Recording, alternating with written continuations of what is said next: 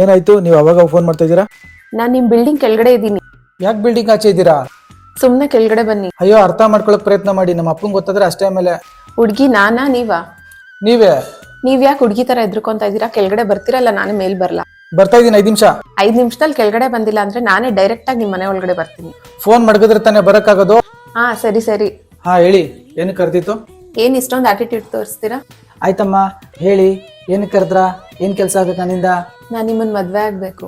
ಹಾ, ಇವಾಗ್ಲೇ ಮದುವೆ ಯೋಚನೆ ಏನಕ್ಕೆ ಬಂತು? ಅದು ಟಿವಿ ಸೀರಿಯಲ್ ಇಂದ.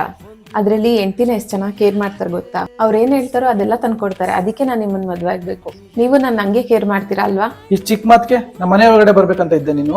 ಹಾ, ಯಾಕಂದ್ರೆ ನಾನ್ ನಿಮ್ಮನ್ ಮದ್ವೆ ಆಗ್ಬೇಕು, ಅದಕ್ಕೆ. ಓಡಿಲ್ಲಿಂದ. ನಮ್ಮ ಅಪ್ಪಂಗೆ ಗೊತ್ತಾರೆ ನಂಗೆ ಚಪ್ಪಲಿ ಹೊಡಿತಾರೆ. ಹಾ ಹೋಗ್ತೀನಿ. ಯಾಕೆ ಇಷ್ಟೊಂದು ಕೋಪ ಮಾಡ್ಕೊಂತೀರಾ? ಮದ್ವೆ ಆಗ್ತಿರಲ್ಲ ನನ್ನ? ಹಾ, ನನ್ನಮ್ಮ ನಿನ್ ಜೊತೆನೇ ಮದ್ವೆ ಆಗ್ತೀನಿ. ಫಸ್ಟ್ ಇಲ್ಲಿಂದ ಓಡು. ಸರಿ, ಬಾಯ್ ಬಾಯ್.